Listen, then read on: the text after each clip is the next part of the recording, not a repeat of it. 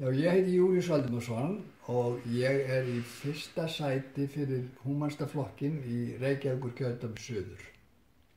Ætlar þinn flokkur að vinna því að gera heilbrigðisþjónustu á Íslandi gjaldfrjálsa á næsta kjörtímabili? Algjörlega, það er í stefnuskrá okkar að svo verði. Hvernig ætlið þið að gera það á kjörtímabilinu? Við ætlum að gera það með því að færa til tekjur í þjóðfélaginu. Þjóðfélagið er mjög ríkt, við erum með ríkustu þjóðum í heimi, en það þarf að færa til frá þessu ofurríka fólki til nota fyrir almenning og það er gert með sköttum, setja háa skatta til að færa til þetta fjármagn. Að hvað leyti þið sálfræði og tannlæknaþjónusta þar inni? Það er inn í tillögum okkar að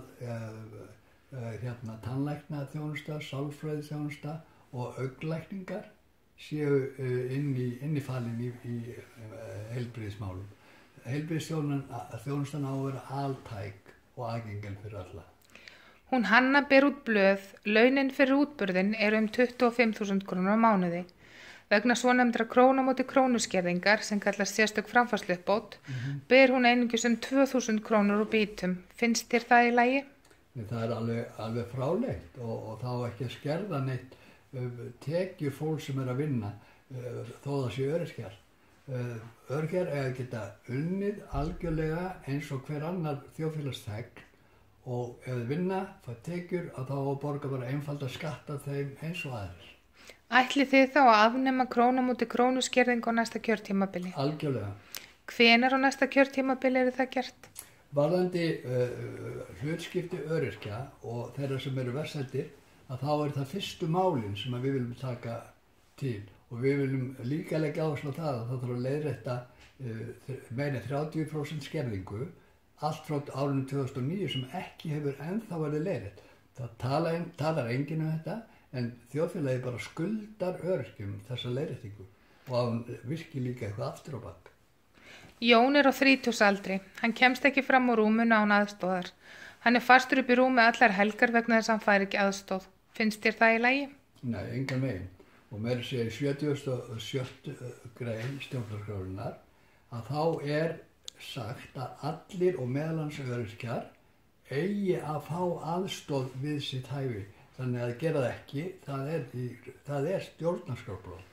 Jón vill fá NPA, notendastýrða persónulega aðstóð, svo hann geti farið fram úr á hverjum degi og tekið þátt í samfélaginu. Ætlar þitt framboð að tryggja honum þáttöku í samfélaginu á næsta kjörtímabili með því að lögfesta NPA? Já, það er einmitt málið. Það er nefnilega talað um að staðfesta og það sé svona rosalega flott og það er mjög gott. En það er ekkert á við að lögfesta, það er allt annað mál. Þá er þetta bara að fara í mál og þá er það lögin sem að vernda þann sem að þarf að nota þetta. En hvenær á kjörtímabilinu ætlið þið þá að fara í það að lögfesta notendastýrða persónulega aðstóð?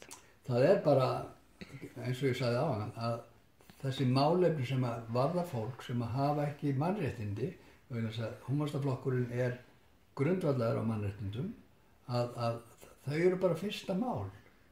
Meirihluti bygginga á Íslandi er óaðgengilegur hreyfihömluðu fólki en það er ekkert eftirlit með því aðgengi sé í lagi. Þess vegna getur Jói ekki fylgt dóttur sín á handboltaæfingu. Finnst þér það í lagi? Nei, engan veginn og við sjáum hvað er bara nauðsynlegt að setja svona hluti í lög og þannig er bara að ræða skipulagsatriði. Það er ekki eins og sé eitthvað peningamál. Við höfum talað við slökkvilið höfuðborgarsvæðisins og þetta er verkefni sem það geti tekið að sér og sinnt samhliða eldvarnareftirliti. Myndi þinn flokkur vilja lögfesta slíkt eftirlit? Já, eins og ég sagði áðan að það er nauðsynlegt að fella í lög það sem er mikilvægt fyrir öryrkja. Hvenær á kjörtímabilinu gætu þið lögfest slíkt eftirlit? Það er bara sama svar að við munum taka þennan málaflokk sem fyrsta forgangsmál. Anna stundar háskólanám en fær ekki túlkaþjónustu til að geta tekið þátt í hópavinnu. Hún getur því ekki uppfyllt námskröfur í skólanum. Finnst þér þetta í lagi?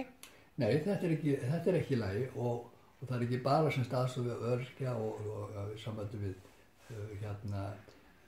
sjúkraþjónustu. Í 77. greininni þá er líka talað um menntun og þar er talað um skýrumáli að allir eigi að hafa rétt til menntunar við sitt hæfi og með vali það sem þeir finnst áhugavert að læra. Og það auðvitað, það bara stjórnarskrár og mannréttindabrot að svo sé ekki. Ætlar þitt framboð að tryggja fötluðu fólki aðgengið öllu námi á næsta kjörtímabili? Það eins og ég sagði áðan að stjórnarskráin á að tryggja það og stjórnarskráin á að vera ofar lögum en þetta bara endur hugsa allt viðhorf til öryrkja. Það hefur ekki verið í lagi. Hvenær á kjörtímabilinu myndu þið skoða þessi námsmál? Þetta fellur allt undir það sama. Þetta mannréttindabrot og stjórnarskrárbrot hljóta að vera fyrsta mál og ætti að vera fyrsta mál allra flokka þegar þeir koma á þing. Takk kærlega. Sömuleiðis.